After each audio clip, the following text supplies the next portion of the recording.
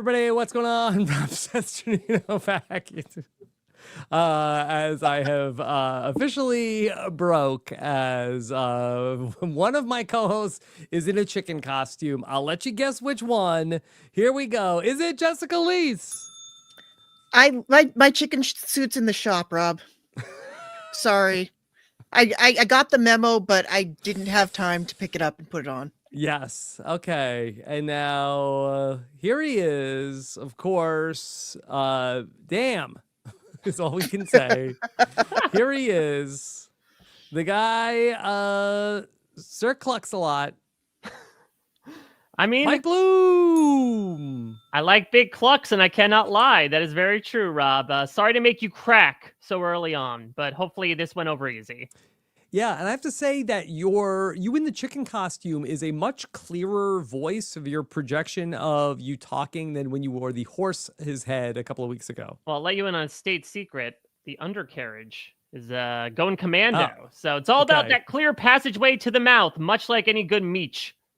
Okay. All right. We Off are to a great start. Off and rolling. Okay. All right. Here we go. We're talking about The Amazing Race. No exit interview today, Jess, because we got a non-elimination leg. I thought we were a proper country. I thought we didn't do this anymore. I think that was an unpopular decision that I imagine many Amazing Race fans at this hour are very happy to see that walked back. Yeah. But I for one was fine. We did not have an exit interview. Yes, there you go. Yeah, but I listen, that it was a very emotional ending of the episode with Joseph and Adam, and I don't know if they do these types of things. Was it like it's like we can't eliminate them now? Rob, don't promote those conspiracy theories, Rob. You know better than that. I don't know. Take off the tinfoil shell, Rob. But how many? Are we getting more episodes? Like we have we started with how many teams? I'm guessing we're gonna do that Survivor thing where. You remember the Redemption Island era Survivor episodes where the finale would have like 9 people left in the game?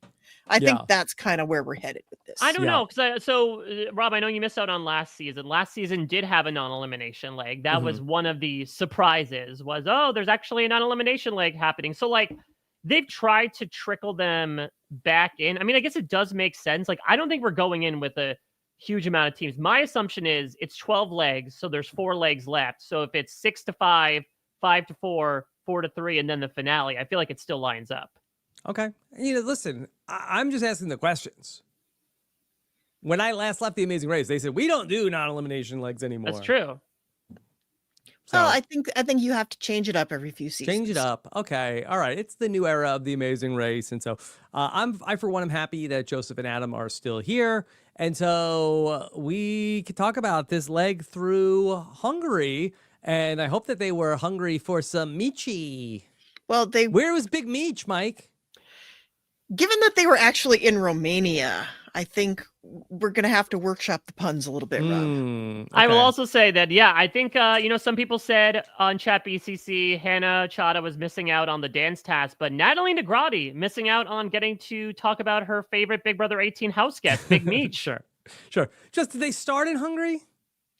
They were in Hungary 2 weeks ago, Rob. Okay. All right. Well, that was the last time I was on the podcast, so my notes pick up from Hungary. All right. But we were in Romania. And so let's talk about all of the mania from this episode. See, we got stuff.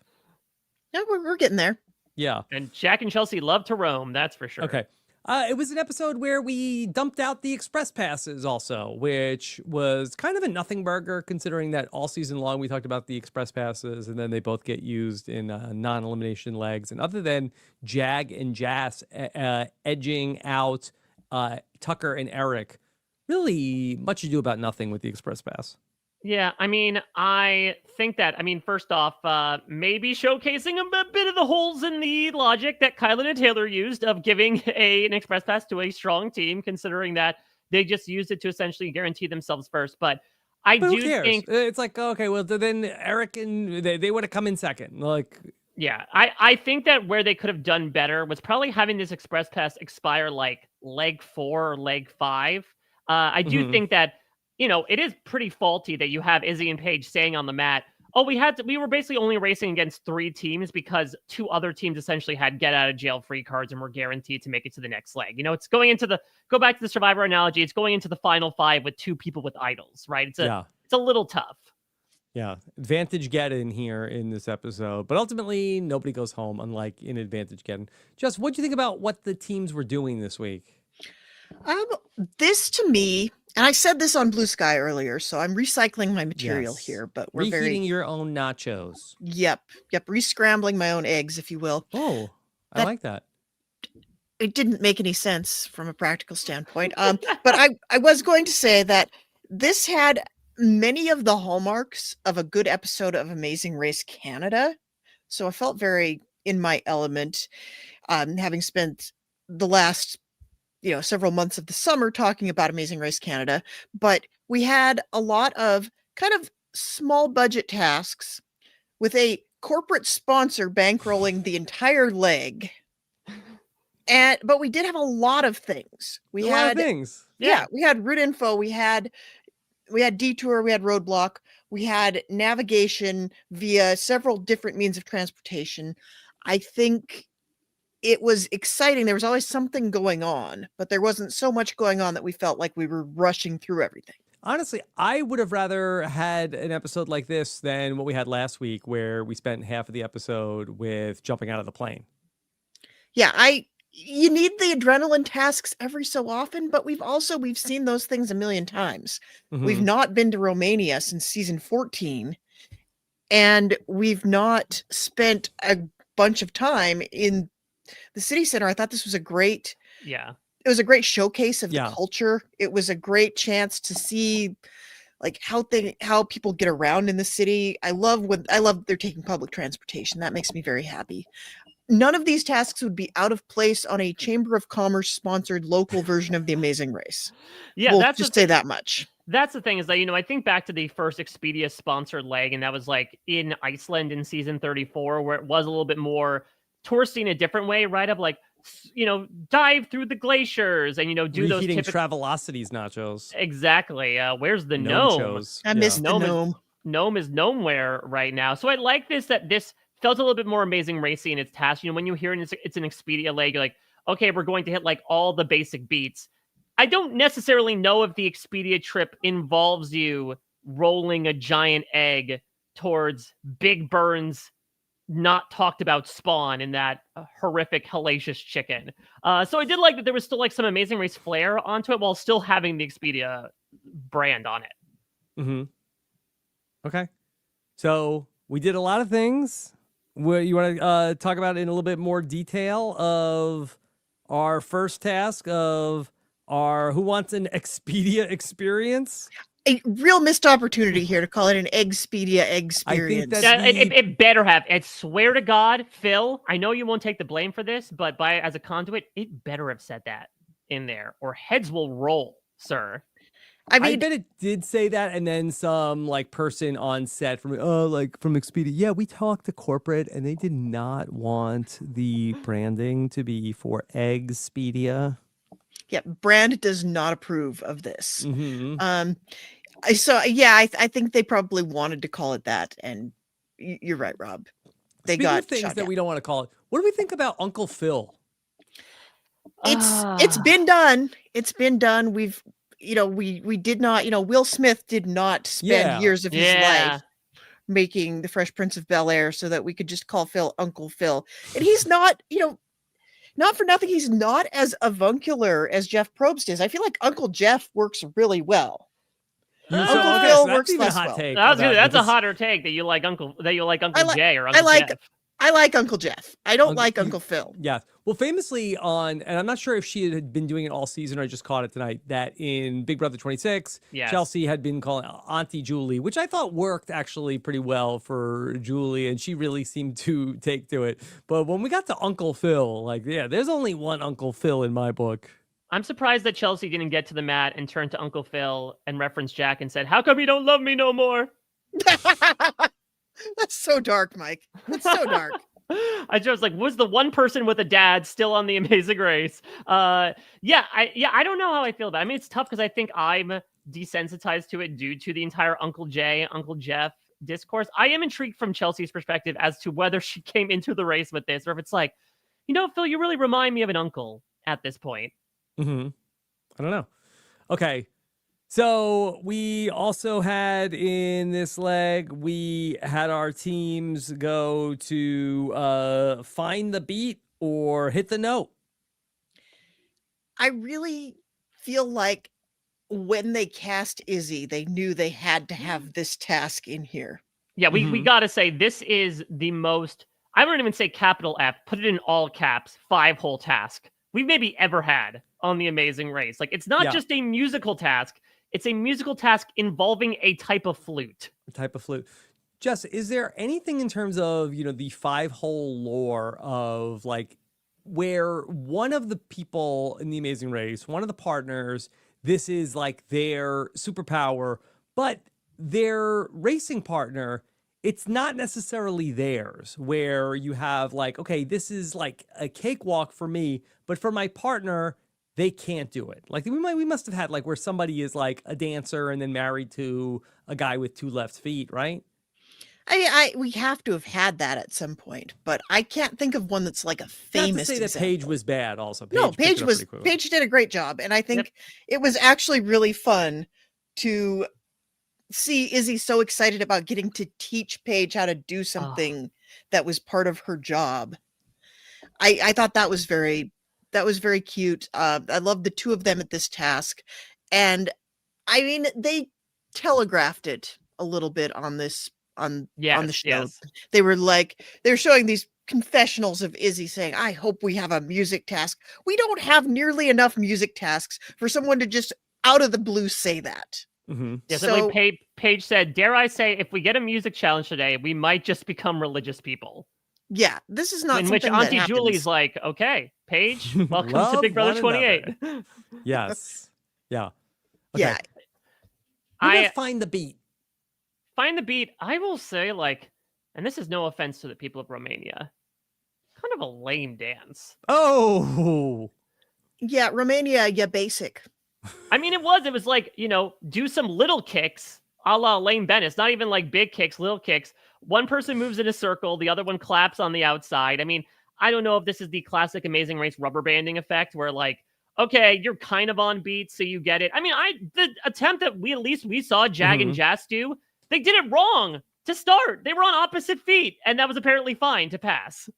I mean, she failed them a few times, and it felt like at the start she was failing them for nitpicky reasons. She got a little more lenient as time went on. But yeah, this felt like the routine did not really feel that complicated at all. I think the only reason why one of the teams was struggling was that one person was in a medical emergency, essentially, but was pushing themselves to get through the task. Yeah, that was really the only drama involved. Give us some rules clarification with Joseph and Adam. So as they are mid-task, is Adam prohibited from getting like any sustenance? Is that part of the rules, or that he can take a break and like get whatever juice or anything he needs?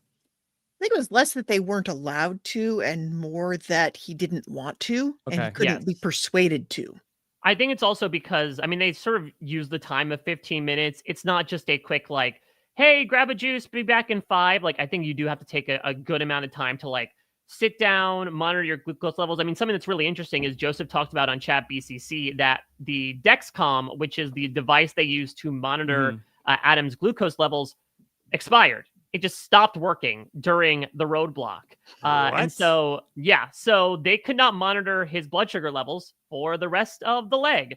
And Adam, as lovingly stubborn as he was, just kept pushing through. Joseph talked about how during the roadblock, the Dexcom shut off, and Adam just kept going farther into the woods. They don't have a backup? Well, did it shut off or was it going off?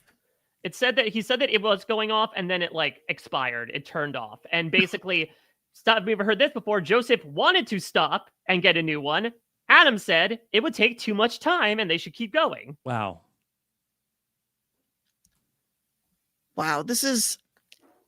It has never. I don't think I remember any Amazing Race season where a racer's health concerns have become this much of a story. That's the thing.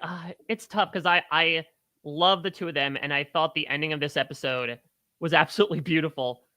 That knowing that information stressed me the F out. And especially watching that dance, like legitimately it looked like Adam was going to collapse when he was in that circle.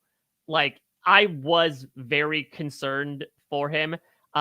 He knows his own body, I suppose, but like it's a little disconcerting behavior to hear him that like he knew his blood sugar levels were low, but it just refused to stop despite the fact that it might have legitimately led to a really, really bad situation. Mm-hmm. All right. Well, luckily they are able to get through it and no health concerns to speak of that we know of. And they seem like they're fine afterwards and even fine enough to keep racing as this was a non-elimination leg. We had then our other task, which was, I don't have the name of it. Was it 10 meech each? If it's not, it should have been. I was confused because I thought they had to make 10 meech and then eat 10 meech, but it was only one each. 10. Come on. I agree. Task. What are we doing? On the other hand, you have a guy that has unstable blood sugar. You're really going to make him eat a massive amount of food. That's true. They're making Joe Del Campo. Is that wrong? Yeah. Yeah, you have to be really careful about what you eat and how much, I feel like. Yeah.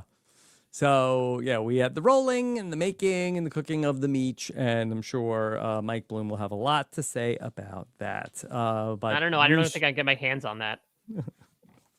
Yes, on the pressure and the rolling and the width. We'll talk about it all. Okay. Should we bring in the teams and talk about how everybody did this week?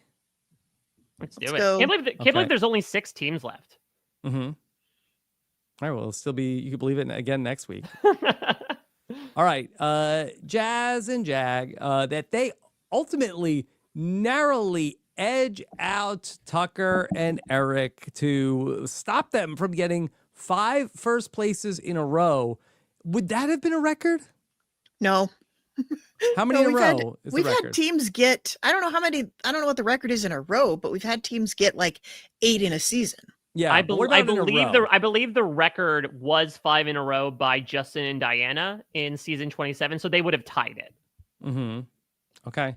So Tucker and Eric are robbed of history by the Express Pass. The combo breakers here. I will say, I really appreciated the confessional about why Jess and Jag like taking the dance tasks. It seems like they're like fine at it relatively. Seems like they've gone through both, but it's a cool idea, right?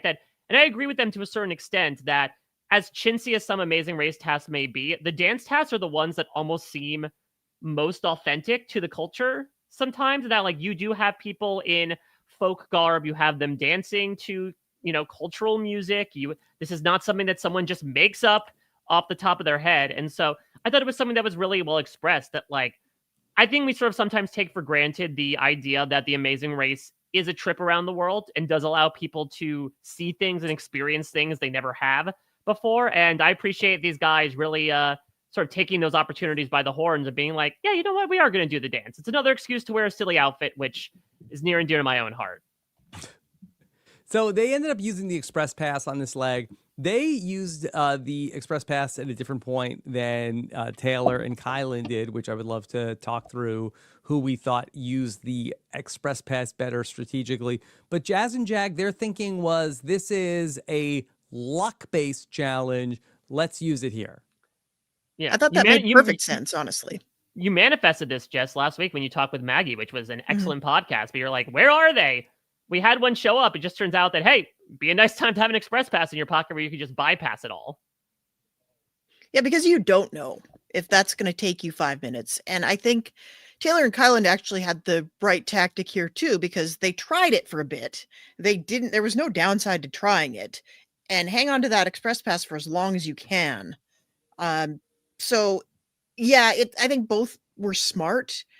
It's smart to not even mess with it because you don't know how long it's going to take. But if you have a little bit of time, you might as well see if it's not going to take that much time. Mm-hmm.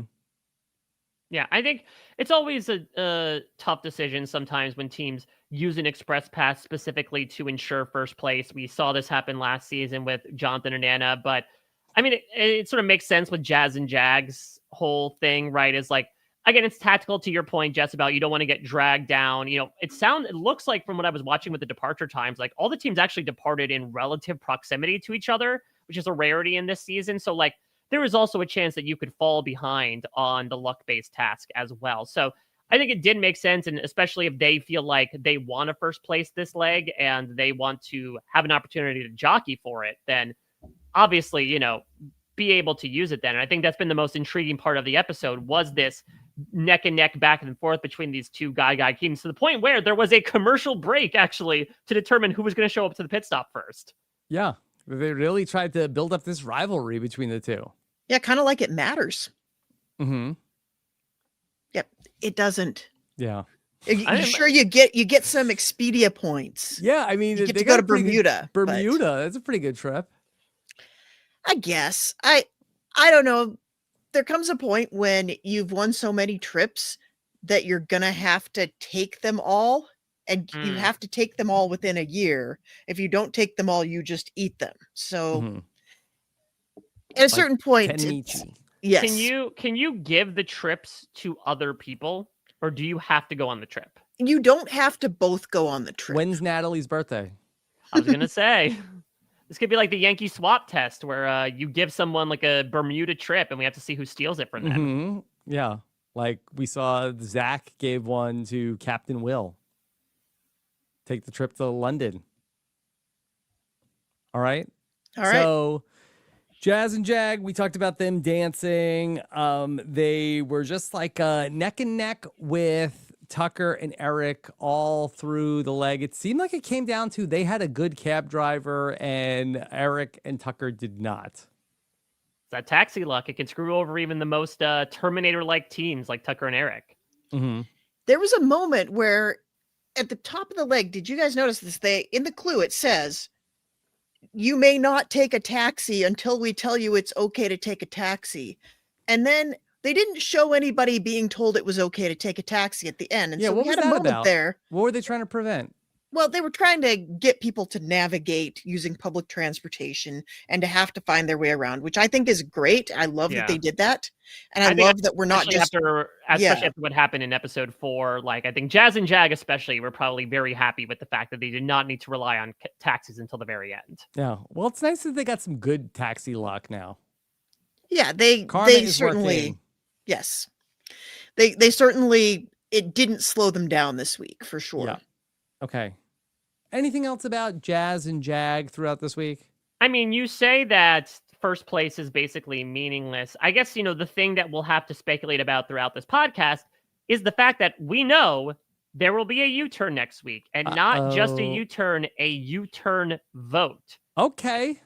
And so this is something where it's something that Jess and I actually really do not like as a concept, because purely about the idea that on paper, you should be able to escape a U-turn by being ahead of a team that will U-turn you, right? Here, it is inescapable. And so if it's a double U-turn especially, I think you could put money on the fact that it's going to be some combination of Jazz and Jag and or Tucker and Eric, just because they are obviously the two front runners. They don't have an opportunity to get out ahead of the other teams to nullify a U-turn being used on them, so they're easy pickings. Yeah, there's a lot of reasons to hate the U-turn vote. That's certainly one of them. It has to be double. What do you make of the fact that the preview says there's going to be a tie and Phil's making them revote and getting increasingly impatient? Wow. Is this a three-way tie? Like, what is going on here? Draw rocks?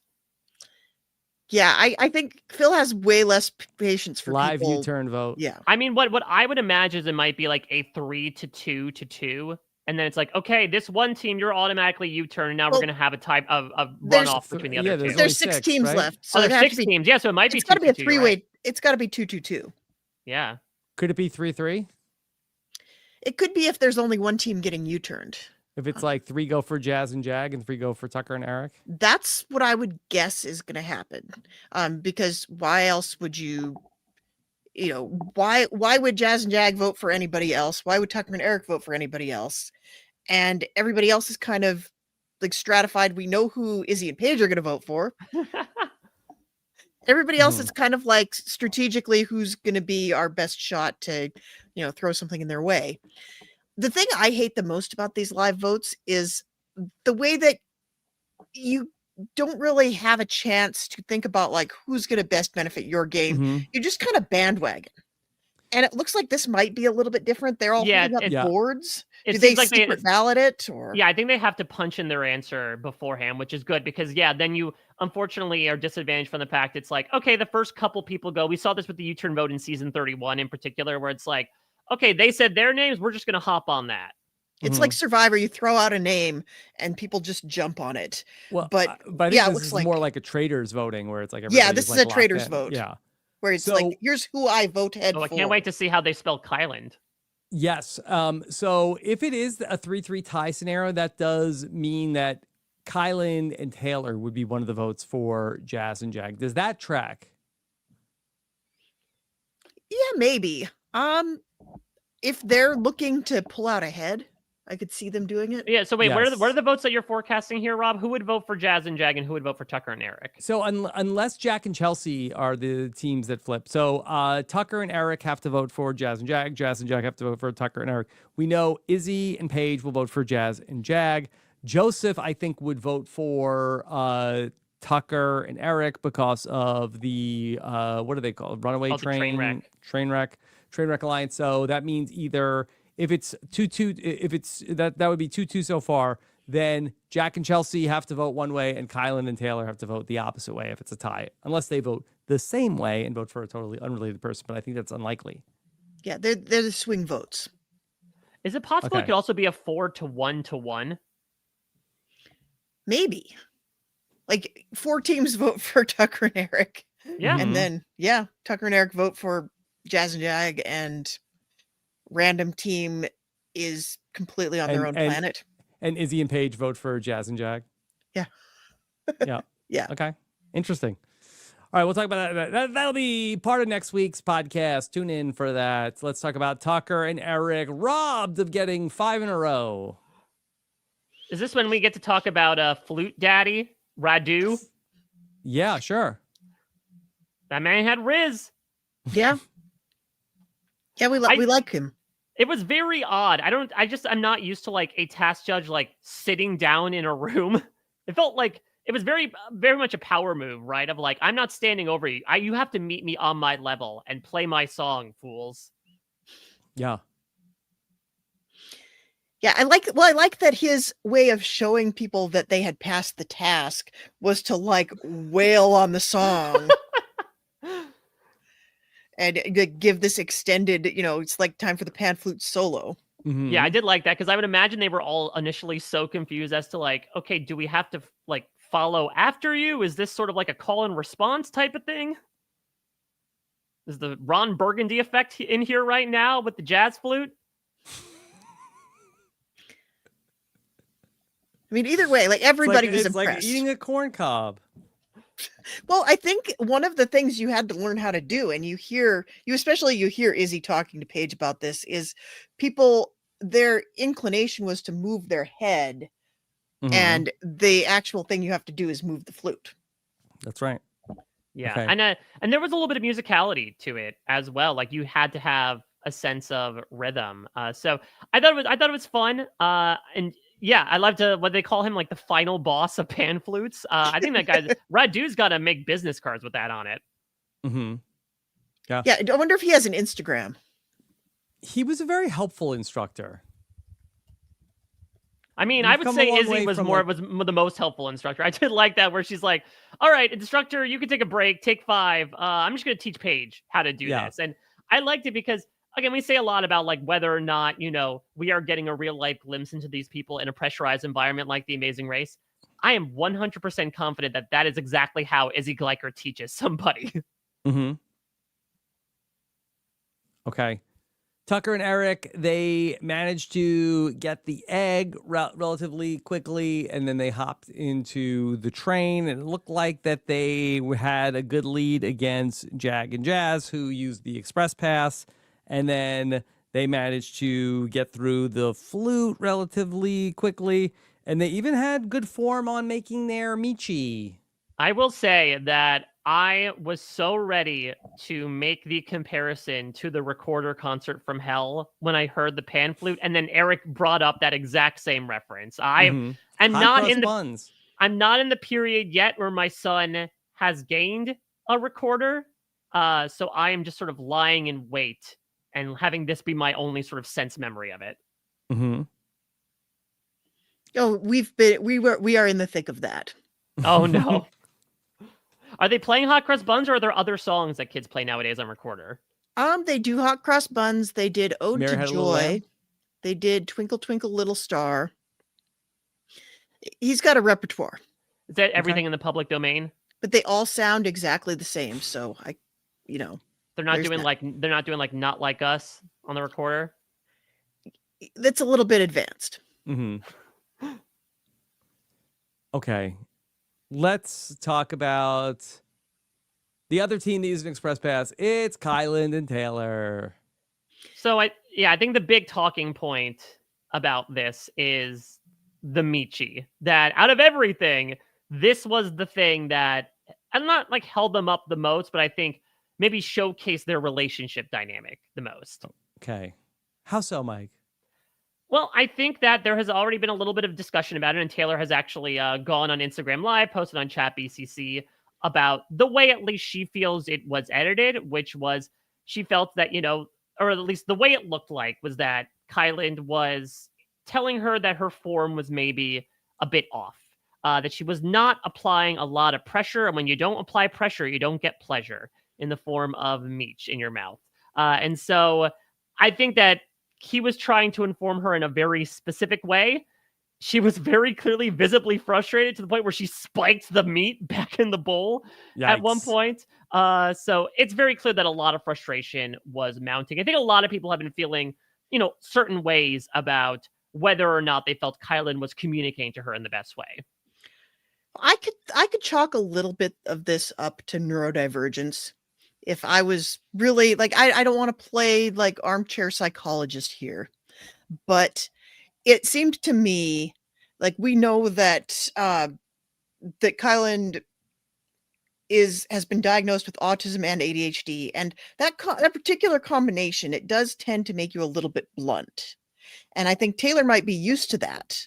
Like she might be used to the way he gives directions, and it might not have she's getting frustrated in the moment, but she's not necessarily I think she would be frustrated with anybody standing there. But the way that Kyland is giving his directions here, it's very literal, and it's very why aren't you thinking about this exactly the way I'm thinking about it? It's very unilateral thinking, and that comes across as a little bit talky downy if you don't know the context around it. And so Taylor probably she's going to be frustrated with anybody in that moment. She just needs to get it done, and she doesn't want to hear what he has to say. But I don't think it's any worse than anything else we've ever seen on The Amazing Race. If she says it doesn't bother her, then it shouldn't bother us. Yeah, I think two things can be true. I think that this is something we've experienced a little bit from even watching the Big Brother 23 live feeds, right? Is that this is the way that Kyland communicates, where he is very blunt, he is very direct. It is a little bit of okay, but do you see how I'm doing it this way and you're not? That's just the way he tends to communicate. On the other hand, I agree that while Taylor has every right to feel like she, did not necessarily have a problem with it, and she in fact said that, at that point, they had to redo the Meech 3 to 4 times. And so she was certainly maybe feeling a bit of frustration behind that. And maybe that's why he tried to be a bit more of a perfectionist. I think, people can also reserve the right to be I would not like to be talked to that way. I certainly would not, but in my household, it is unavoidable. Yeah. they used the Express Pass. They went to the dance task. They checked it out and used the Express Pass there. I know we talked about that a little bit earlier. Anything else to talk about how their Express Pass came across? I think it was fine. I wanted to call out actually, I do want to call out the roadblock a little bit. I want to call out the chicken Oh my having god. a thing for Taylor at the roadblock, because first of all, we have not talked about the chicken enough. Yeah, let's We talk haven't about talked this about eldritch horror. his weird broken neck, and the fact that he didn't really, like, he just kind of stood there very still and didn't make eye contact with people, which, yes, I realize the person inside the chicken suit is not looking out the eyes of the chicken, but I think mascots, I'm going to call up AJ Mask because I want to get his take on this. Yeah. When you are a mascot, you have to sort of give the illusion that you are looking out the eyes, even if you are not. And that chicken was just like off on another planet, except when the chicken saw Taylor and was like making like gritty finger guns at her or something, which almost made it more scary. It's like if the chicken is not engaging with anybody, that's one level of That's scary. But fine. if the chicken singles out one person, that's scarier. Yeah, I didn't realize Daniel Durston had a new gig. Yeah, I think that first off, that chicken kind of looked like, if you ever watched like the old episodes of Sesame Street, like the first few, looks exactly like the prototype of Big Bird, but it's not like the Henson creature thing, right? Where you like have the hand stuck up in the neck to operate things. There's So it's nothing up just- there. Yeah, there's just this loose empty neck space. flopping around, which I guess is applicable for a chicken, considering that it might be on its way to that neck getting chopped off. But it led to a rather disconcerting image, considering that it was quite wordless throughout as well. So here was, and was it soulless? And I'm trying to understand the narrative of this. So are these the chicken's eggs? Does the chicken just value the eggs? Why are we giving the eggs to this chicken? I think that the giant egg, that I think the chicken had just hatched from one of the giant eggs. Oh, this is a baby chicken? But it was an adult chicken. I mean, it could be like Mork for Mork situation. Is he like jumping out of a cake? Yeah, it could be one of those, like, you know, he could have sprung fully formed like Athena from the head of Zeus. But yeah, it seemed like he was more like the guardian of the other eggs. So, I like that. Is this the mother chicken? And these are the mother chicken's eggs. That would make more sense. Recognize Taylor also as mother. Yes, exactly. Mother is here. Mother recognizes mother. That makes more sense. Yeah, this is the story I think we should go with. Okay. Let's talk about Izzy and Paige, who make it to 4th place this week. They did a great job in said chicken task as well. They jumped all the way up to 3rd, just through that patience and kind of luck of the draw. Yeah, hold on. Taylor is in the chat. Said, me and the chicken were about to get into a Peter Griffin style. Oh. There can only be one mother. I love that. Okay. Here we go. Izzy and Paige, and they were in a fight for their lives, but they managed to, on the strength of a flute task, no less, managed to pull into 4th place. If ever there was a time for somebody to have a task that could have been a 5-hole but was not a 5-hole. Yeah. This is the week for that. Yeah. I will say what I am a smidge worried about is that I do think that people who do not feel like they're the most athletic are not precluded from winning the race. I do feel like we've heard a few times this soundbite of Izzy and Paige being like, we're not the best athletes, which like does grow a little concerning if we're getting into more physical tasks towards the end of the race. I don't think this is like they're getting eliminated next week, this spells their doom. But I just wanted to point it out because it is a little odd that it's been mentioned a few times. Yeah, but I'm not entirely sure that their athleticism or lack thereof has really been a major contributing factor to where they are position-wise in the race. I would agree with that. Yeah, I think the question is, if it's Izzy and Paige alongside like your Tucker and Erics and your Jag and Jasses, right, who are able to do things really well and then also have, the bodies of Adonises as well. That could be something that's a little tough. I did notice that they I guess they got on the same train as Kyland and Taylor and Chelsea and Jack, but they got to the detour in last place. I don't know what that was, if they got lost along the way. It looked like there might have been a little bit of getting lost behind the scenes, and we saw some train drama being a factor. So yeah, it's hard to tell. Like, we didn't get the full story of like who was where when, but it also seemed like the flute task might have been further away. Yeah, that's what Kylan and Taylor said, right? When they said, okay, let's go to the close run, which is also interesting. I guess I didn't think about the fact that to use an express pass, you have to go to the task itself, because usually with a roadblock, the task is right there. But Kylan and Taylor actually had to physically go to the dance hall and then say we're using the express pass. Right, and you sometimes you have like the two options are right next to each other, but it's like this one you better choose right because you're locked into it. But otherwise, I am here for this Pizzy party all season long. I think they are so much fun. I loved watching Izzy in her element and her being able to coach Paige along. And as a result, it got them back up in the standings a couple of times. They did really well in the task this week. Yeah.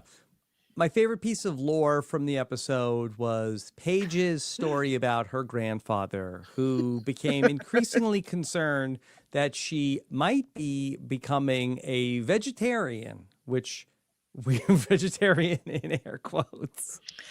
Although, it was Texas, and I'm given to understand that I mean... Was this a Young Sheldon episode?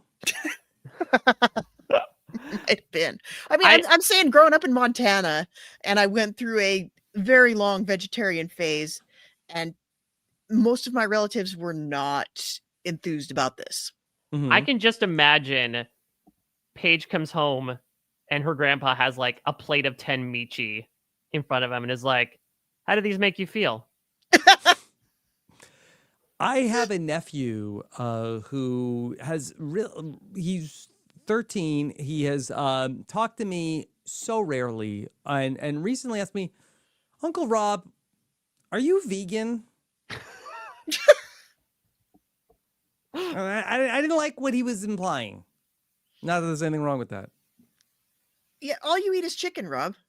Yeah. You're not a vegan. That's true. Have you eaten any cheese in front of your nephew? I don't believe so.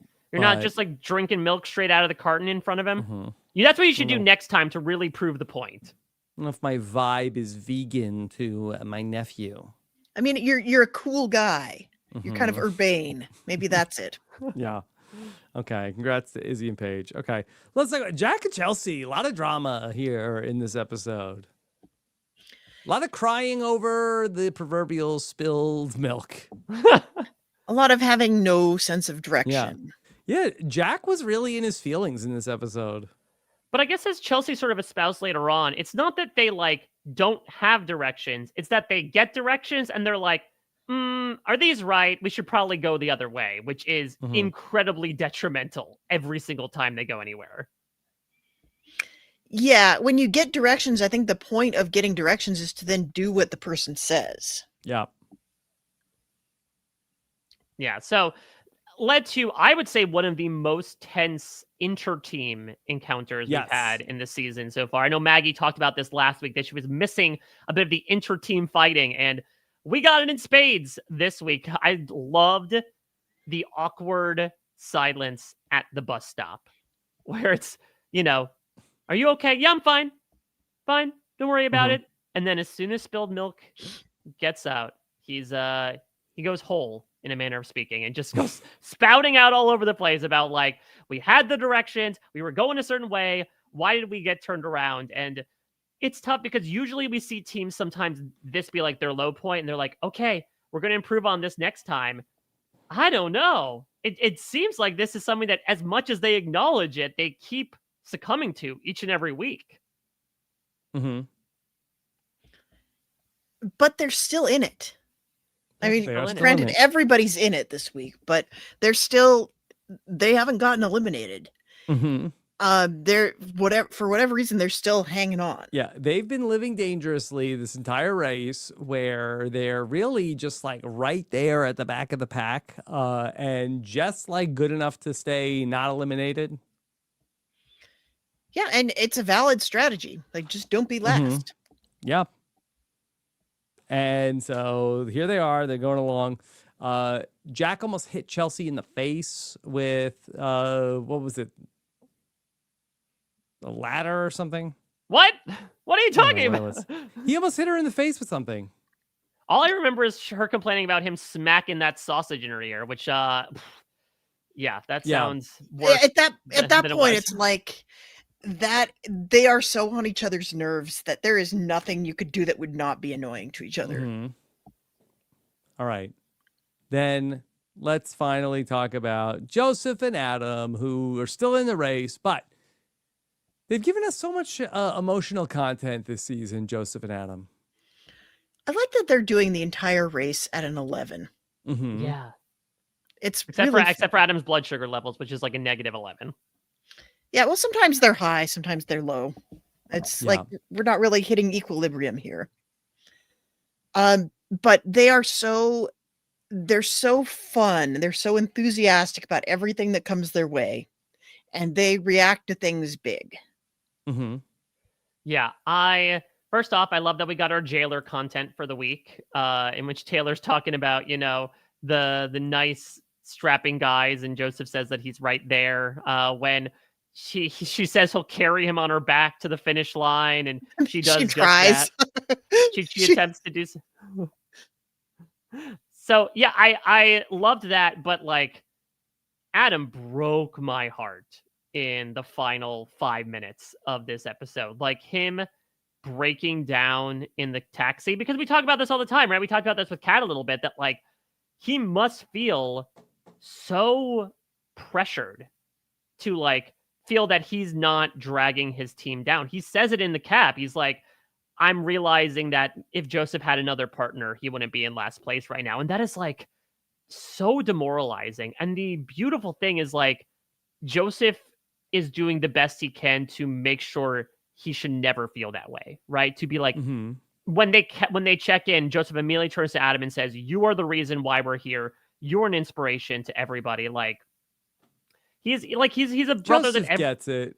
Yeah, I mean he's someone that everyone should aspire to be, as not only as a human but as a sibling, and like how much he was able to take this win, in a manner of speaking, and immediately use it to fuel the person next to him.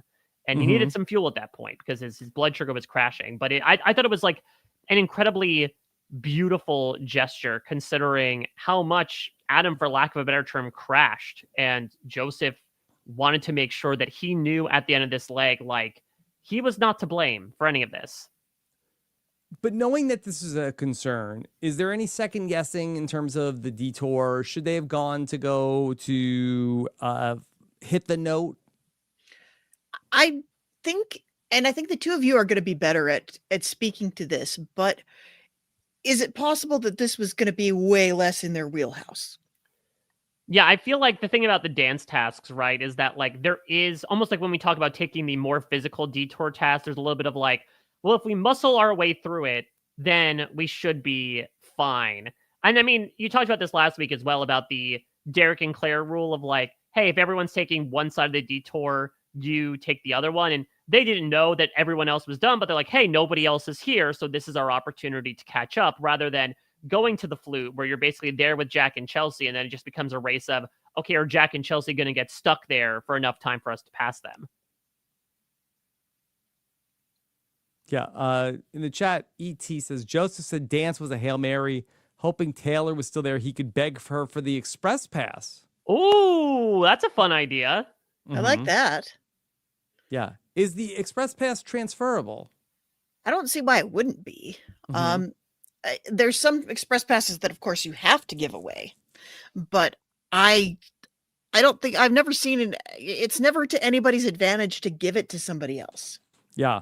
By the way, Okay. I did not know about this until last week when I talked with Natalie and Stephanie. Apparently, there was a period of time at the starting line where anyone could pitch their case to Kyland and Taylor to give them the express pass, and it just wasn't shown on the episode.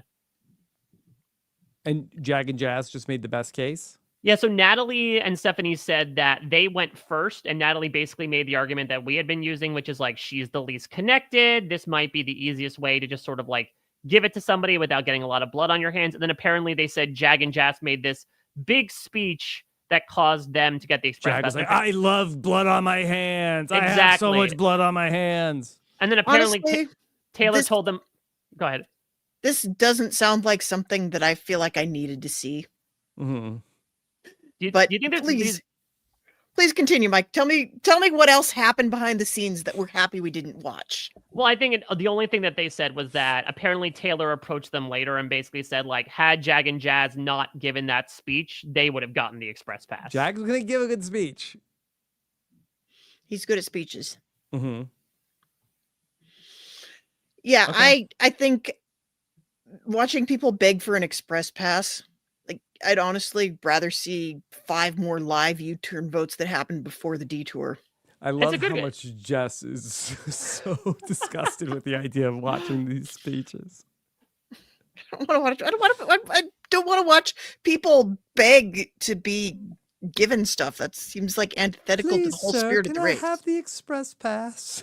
To be fair, when you ask Big Brother people to do speeches, it's usually like, okay, shout out Uncle Phil, Bertram. Shout out Uncle Phil, shout out all my friends. Hey, if giving me the express pass is good for your game, if that's something that you feel good about, I hope that that's something that you would feel like that you could do. So if you find it in your heart, I would love to get the express pass tonight.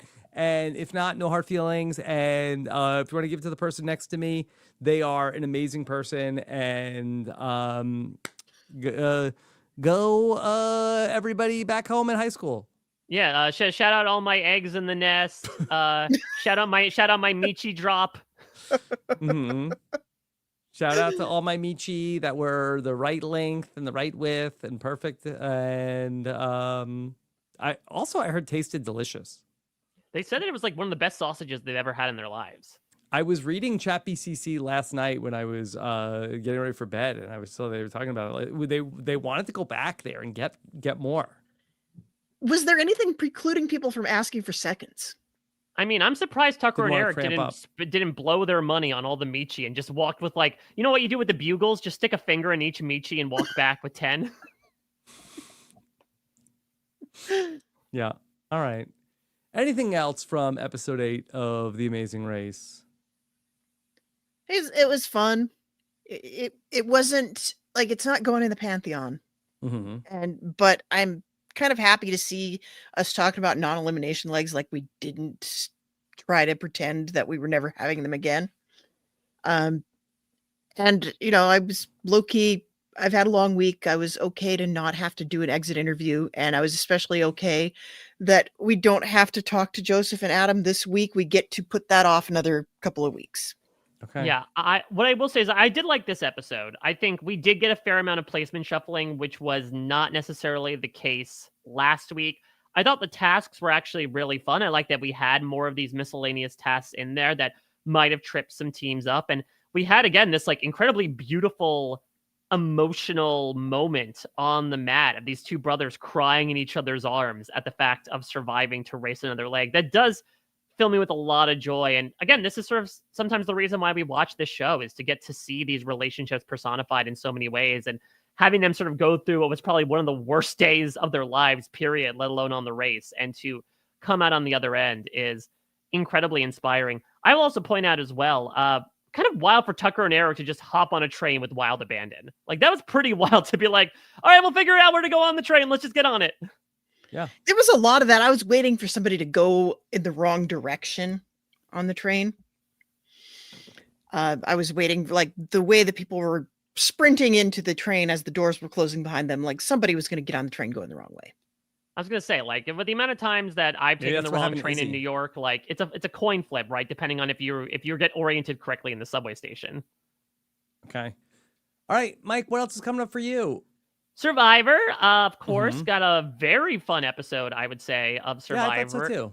and a very fun exit interview as well. Got the B&B going on this week. And then I did a special edition of the Reality Flash because I did an interview with Tom Bergeron for Dancing with the Stars that may or may not have started, maybe not Michi, but a different type of meat beef with Bobby Bones, where Bobby Bones now is abdicating the throne as a Dancing with the Stars winner. So if you want to know what that is all about, feel free to check out the Reality Flash, which is up right now. Wow. So to be clear, Mike, you caused somebody to relinquish their Dancing with the Stars title? I was there, okay? I was there, and it wasn't even the question that I asked, okay? I take no fault from this. Okay, I mean, I would have been surprised. I would not have been surprised either way. Good hook, yeah. It was a good hook. Good tease. Okay. Yeah, but nobody was coming at you like he's actually playing a very good game so far. I just tell you, I'm used to that at this point. But yeah, feel free to check out another way I'm coincidentally involved in reality TV drama on the Reality Flash or at a Mike Bloom type. Yep. All right. Mike Bloom, he's always in the middle of everything, including a chicken costume.